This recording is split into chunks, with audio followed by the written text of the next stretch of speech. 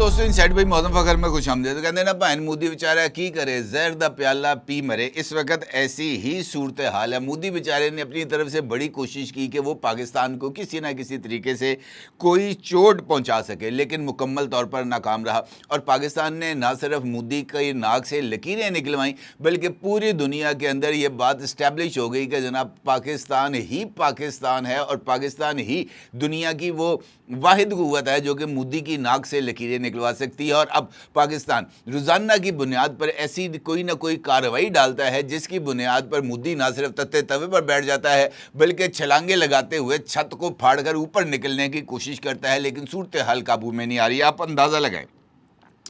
एक जानिब पाकिस्तान, दूसरी जानिब चाइना, और अब आ गया है बांग्लादेश जो कि पाकिस्तान और चीन का एक अहम इत्तेहादी है। इस ज़िम्न में दो बड़ी डेवलपमेंट्स हुई हैं, और ये जो दोनों बड़ी डेवलपमेंट्स हैं ये इस जानिब इशारा कर रही हैं कि भारत तत्ते तवे पर बैठ गया है। कैसे, इसके ऊपर बात करते हैं। आपको याद होगा कि हालिया दिनों बहुत सारी खबरें सामने आई थी जिसमें मुख्तलिफ ममालिक के साथ पाकिस्तान का जो फ्लैगशिप तैयारा है JF-17 थंडर, उसकी डील्स तय हुई थी। मुख्तलिफ ममालिक जिनमें इंडोनेशिया भी शामिल था, जिसमें सूडान शामिल था, सोमालिया शामिल था, और बहुत सारे ममालिक उनके साथ पाकिस्तान का ये जो JF-17 थंडर तैयारा है इसके सौदे तय हुए थे। उन ममालिक में से एक मुल्क बांग्लादेश भी था, और बांग्लादेश के एक तवील अरसे के बाद यानी 1971 के बाद अब वो टाइम आया जब पाकिस्तान और बांग्लादेश के दरमियान माजी की जो सरदमूरी थी उसका खात्मा हुआ, और दिफाई ताउन में भी इजाफा हुआ, और रिलेशनशिप्स भी बेहतर हुए, ख़ासतौर पर मोहम्मद यूनस साहब के अबूरी दौरे हुकूमत में। उसी दौरान बांग्लादेश ने अपनी एयर फोर्स को रीवैम्प करने का फ़ैसला किया और पुरानी रशियन और चाइनीज़ टेक्नोलॉजी को ख़त्म करके, यानी उन तैयारों को रिटायर करके नए जंगी तैयारे हासिल करने की ख्वाहिश का इजहार किया। चाइना के साथ उनका एक एग्रीमेंट हुआ जिसके तहत चाइना ने उनको J-10C तैयारे, जिसकी मजमूई तादाद तकरीबन 22 या 24 बनती है, वो J-10C तैयारे चाइना ने देने हैं बांग्लादेश को। और बांग्लादेश ने पाकिस्तान के साथ 40 JF-17 थंडर तैयारों के हसूल पर बातचीत भी कर ली, और इस दौरान मोहम्मद यूनस साहब के अबूरी दौर के अंदर एक मेमोरेंडम ऑफ अंडरस्टैंडिंग भी तय हो गया। अब सूरत हाल ये है कि पाकिस्तान ने JF-17 थंडर तैयारों के 2 सिमुलेटर्स जो हैं वो बांग्लादेश भिजवाए हैं। ये जो सिमुलेटर्स हैं इनका भिजवाना इस बात की जानिब वाज़ेह तौर पर इशारा है कि पाकिस्तान और बांग्लादेश के दरमियान JF-17 थंडर तैयारों की डील ना सिर्फ ऑलमोस्ट फाइनल हो चुकी है, बल्कि बांग्लादेशी पायलट्स की JF-17 थंडर तैयारों की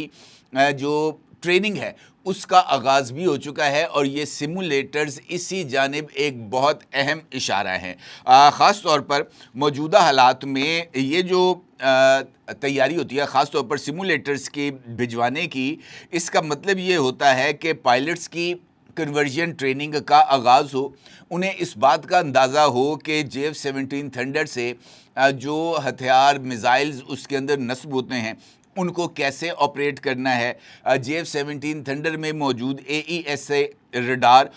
को किस तरह काम लेना है, ये किस तरीके से ऑपरेट करता है, और बियॉन्ड विजुअल रेंज मिसाइल्स ख़ासतौर पर PL-15 मिसाइल्स को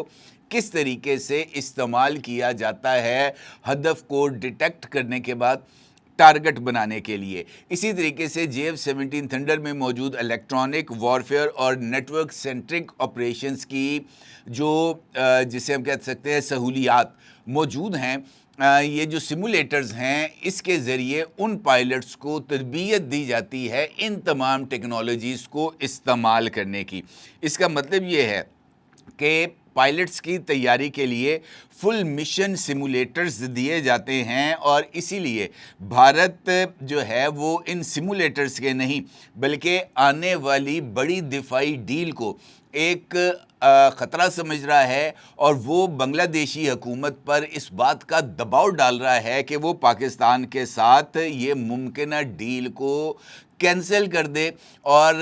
पाकिस्तान से JF-17 थंडर तैयारे हासिल ना किए जाएं। और यही वजह है कि इंडिया की जानिब से हालिया दिनों में بنگلہ دیش کے ساتھ متصل سرحد کے اوپر نہ صرف انڈین فوج کی تعداد میں اضافہ ہوا ہے بلکہ گزشتہ 10 دن کے دوران انڈیا بنگلہ دیشی بارڈر کے اوپر انڈین اور بنگلہ دیشی فوجوں کے درمیان فائرنگ کے تبادلے میں بھی اضافہ ہوا ہے۔ اب اگر ہم اس نئی پیش رفت کا جائزہ لیں تو یہ بات واضح طور پر سامنے آتی ہے کہ 1971 کے بعد پہلی مرتبہ بنگلہ دیش اور پاکستان کے درمیان اتنی گہری عسکری پارٹنرشپ ڈیولپ ہوئی ہے جس کی مثال پہلے نہیں ملتی۔ پاکستانی وفد ڈھاکہ گئے، پاکستان کے جو former chairman joint chief of staff committee تھے جنرل سائر شمشاد مرزا صاحب، وہ گئے ڈھاکہ، وہاں پر جا کر انہوں نے بنگلہ دیشی فوجی حکام سے ملاقاتیں کی۔ پھر پاکستان کے نیول چیف گئے ڈھاکہ، وہاں پر جا کر انہوں نے ایک اگریمنٹ کیا جس کے تحت پاکستان کی جو نیول سروسز ہیں ان کو ری فیولنگ کی سہولت بنگلہ دیش کی مختلف بندرگاہوں پر ایکسٹینڈ کی جائے گی۔ پاکستان کے ایئر فورس کے ایک ڈیلیگیشن نے بنگلہ دیش کا وزٹ کیا، پھر بنگلہ دیشی ایئر چیف پاکستان آئے اور یہاں پر آ کر انہوں نے پاکستانی فضائیہ کے سربراہ air chief marshal Zaheer Ahmed Babar Sidhu صاحب کے ساتھ ملاقاتیں کی، اور اس کے دوران اس بات پر اتفاق پایا گیا کہ پاکستان بنگلہ دیش کی دفاعی صلاحیتوں میں اضافے کے لیے اپنا کردار بھی ادا کرے گا، اور بنگلہ دیشی ڈیفنس سسٹم کو مضبوط بنانے کے لیے بنگلہ دیش کے ساتھ یہ جو ریڈار سسٹم شیئرنگ ہے یہ بھی کی جائے گی۔ اس کا مطلب یہ ہے کہ یہ جو ڈیولپمنٹس ہیں یہ انہی ملاقاتوں اور رابطوں کا نتیجہ ہے جو کہ اب ہمارے سامنے آ رہی ہیں۔ اس کا بنیادی مقصد یہ ہے کہ بنگلہ دیشی فضائیہ کو جدید خطوط پر استوار کیا جا سکے، اور بنگلہ دیش، جس سے میں نے آپ سے پہلے بھی گزارش کی ہے، اپنے پرانے اور یہ جو چائنیز اور رشینز فائٹر جیٹس تھے ان کو ریٹائر کر کے اب نئے دور کے جو جہاز ہیں، جنگی جہاز، ان کو حاصل کرنا چاہتا ہے، اور JF-17 ہوں یا J-10C ہوں، یہ اس وقت میدان جنگ کے اندر پروون جو ہے وہ ایک ہائی ویلیو ہتھیاروں کے طور پر سامنے آئے ہیں، اور یہی وجہ ہے کہ دنیا کے مختلف ممالک بشمول بنگلہ دیش پاکستان سے JF-17 تھنڈر طیارے حاصل کرنا چاہتے ہیں، اور اس کی وجہ یہ ہے کہ ان کے اندر جدید ریڈار لگے ہوئے ہیں، ان کے اندر BVR PL-15 میزائلز موجود ہیں، ان کا الیکٹرانک وارفیئر سسٹمز جدید ترین ہے، اور یہ کسی بھی ایئر فورس کو نیٹ ورک سینٹرک وارفیئر کی سہولت فراہم کرتے ہیں۔ اب بھارت اس ساری صورتحال پر کیوں پریشان ہے؟ اس کا بنیادی مقصد یہ ہے کہ انڈیا یہ سمجھتا ہے کہ یہ صرف ایک طیارہ نہیں ہے، بلکہ یہ اس کی مشرقی سرحد کے اوپر اس کے دو دشمنوں کا ایک ساتھ موجودگی کا واضح اشارہ ہے، اور چونکہ وہاں پر سلگری کوریڈور، جس کو چکن نیک کہا جاتا ہے، موجود ہے، اور ایک ایسا محاذ جہاں پر چائنا بھی موجود ہو، پاکستان بھی موجود ہو، اور بنگلہ دیش بھی اس صف میں آ کر کھڑا ہو جائے، یہ اس جانب واضح اشارہ ہے کہ اس کا مشرقی محاذ اب محفوظ نہیں رہا، اور یہی وجہ ہے کہ ایک جانب انڈیا کی جانب سے بنگلہ دیش سے متصل سرحد کے اوپر فوجوں کی تعداد میں اضافہ کیا گیا ہے، وہاں پر ایک نئی ایئر بیس بنائی گئی ہے، وہاں پر رافال اور SU-30 طیاروں کو بھی تعینات کیا گیا ہے، اور وہاں پر انڈیا نے S-400 میزائل ڈیفنس سسٹم بھی تعینات کیا ہے۔ اس کا مطلب یہ ہے کہ بھارت یہ سمجھ رہا ہے کہ پاکستان اور چائنا کا بنگلہ دیش کے ساتھ دفاعی تعاون میں اضافہ انفیکٹ پاکستان اور چائنا کے بنگلہ دیش کے اندر فٹ پرنٹس کو زیادہ مضبوط کرنے کا سبب بنے گا، اور خاص طور پر ایسی صورتحال میں جب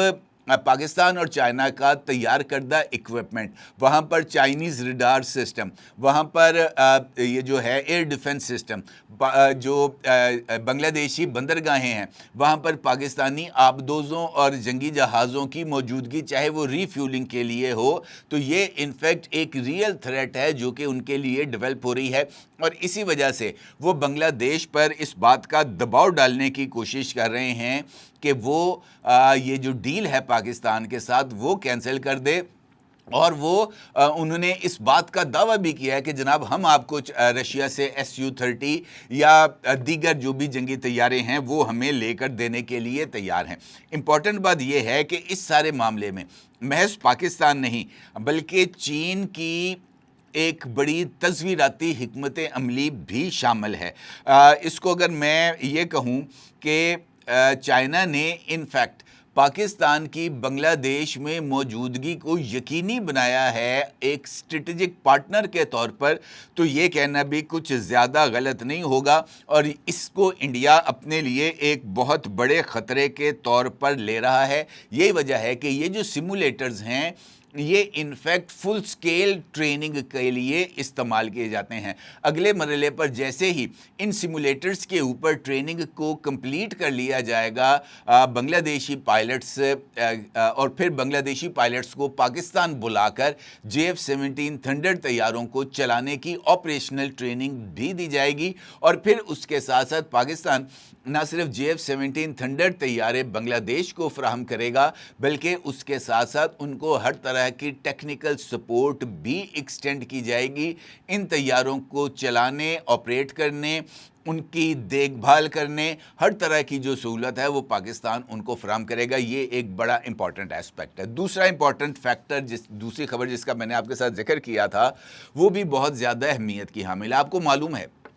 کہ ماضی کے اندر علاقائی تعاون کی ایک تنظیم تھی جس کو سارک کہا جاتا تھا۔ یہ جنوبی ایشین ممالک کی ایک تنظیم تھی اور اس میں جنوبی ایشیا کے تمام تر ممالک موجود تھے۔ ابھی ریسنٹلی جب پچھلی SCO سربراہ کانفرنس ہوئی تھی، پہلے اس سے پہلے وزراء خارجہ کا اجلاس تھا، پھر وزراء دفاع کا اجلاس تھا، اور پھر سربراہ کانفرنس ہوئی تھی بیجنگ کے اندر۔ اچھا، یہ جو SCO اجلاس تھے اس کی سائیڈ لائنز کے اوپر مختلف ممالک کے ساتھ پاکستانی اور چائنیز ڈیلیگیشنز کی ملاقاتیں ہوئی تھیں۔ سارک اس وقت ایک طویل عرصے سے غیر فعال ہے کیونکہ انڈیا نے پاکستان کے ساتھ کسی بھی فورم پر بیٹھنے سے معذرت کر لی ہوئی ہے۔ انہوں نے کہا جناب ہم نے سارک کے اندر پاکستان میں نہیں جانا، کیونکہ وہ اجلاس جو آخری سارک کا اجلاس تھا وہ انڈین سربراہی میں ہوا تھا، اور اس کے بعد یہ جو چیئرمین شپ تھی سارک کی اس نے پاکستان کے پاس آنا تھا۔ اچھا، سارک اجلاس کے اندر پاکستان کی یہ خواہش تھی کہ چائنا کو ایک فل ممبر کے طور پر شامل کیا جائے، لیکن انڈیا نے چائنا کو فل ممبر کے طور پر سارک میں شامل نہیں کیا تھا، مبصر کا درجہ دیا گیا تھا چائنا کو۔ اب یہ جو ریسنٹ وزٹ ہوا ہے پاکستانی وزیر اعظم کا جناب شہباز شریف کا چائنا کا، تو اس میں جو وزراء خارجہ کے لیول پر ملاقاتیں تھیں، خاص طور پر جس میں جناب اسحاق ڈار صاحب اور چائنیز وزیر خارجہ موجود تھے، اس میں ایک نئی علاقائی تنظیم جو سارک کے متبادل کے طور پر قائم کی جائے اس کو جو ہے وہ اس پر اتفاق پایا گیا کہ ایک نئی تنظیم شامل کی جائے اور جنوبی ایشیا کے تمام ممالک ما سوائے انڈیا وہ اس جو فورم ہے اس کا حصہ بنے۔ اس وزٹ کے دوران پاکستان کو چائنا کی جانب سے یہ ذمہ داری دی گئی ہے کہ وہ ریجنل ممالک جو کہ پہلے سارک کا حصہ تھے ان کو شامل کرے اس نئے مجوزہ علاقائی اتحاد کے اندر، اور پھر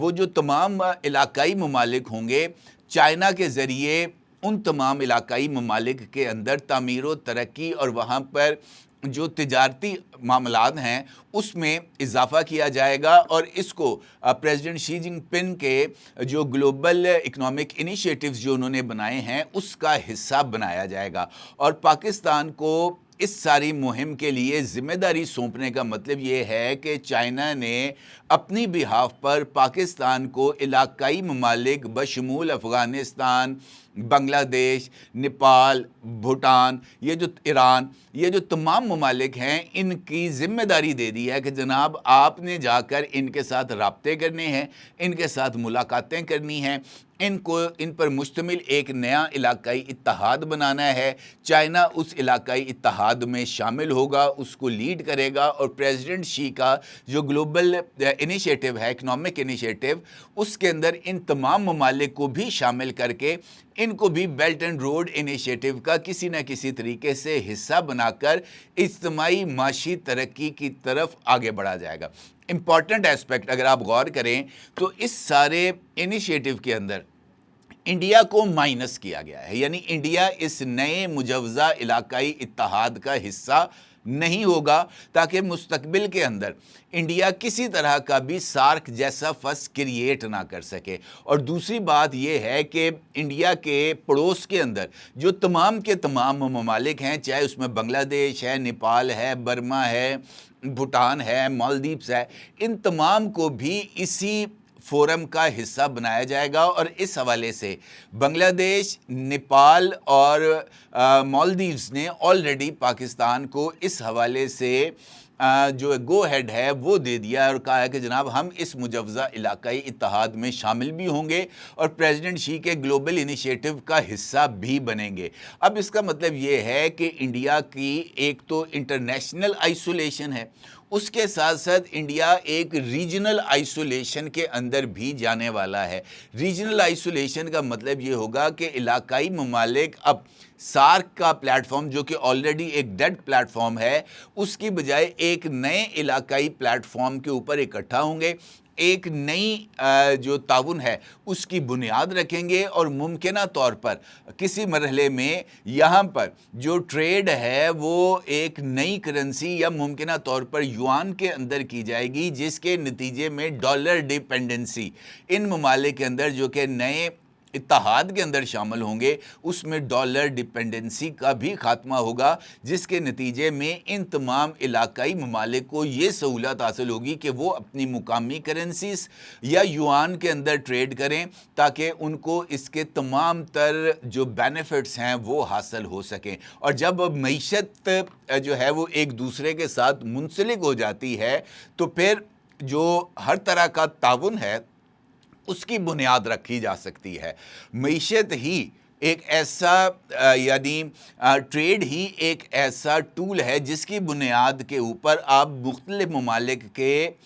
تجارتی مفادات کو اپنے مفادات کے ساتھ جوڑ دیتے ہیں، جس سے ایک ہمہ گیر ترقی کا جو فلسفہ ہے وہ سامنے آتا ہے۔ اور چین اس وقت نہ صرف اس سارے معاملے میں آگے ہے بلکہ اس نے پاکستان کو ایک ریجنل الائنس بنانے کے لیے جناب کھلی چھٹی دے کر، تھپکی دے کر، ہر طرح کا اختیار دے کر جناب اتار دیا ہے میدان میں۔ اور یہ بھی انڈیا کے لیے ایک بہت بڑا اسٹریٹجک میسج ہے چائنا اور پاکستان کی طرف سے کہ جناب ٹھیک ہو جا، نہیں تے پائن تاڑے نال جو کچھ ہوئے گا آپ کی سوچ سے باہر ہوگا۔ اپنے اگر ضرور اظہار کیجیے گا۔ آپ کو بہت شکریہ۔ اللہ حافظ۔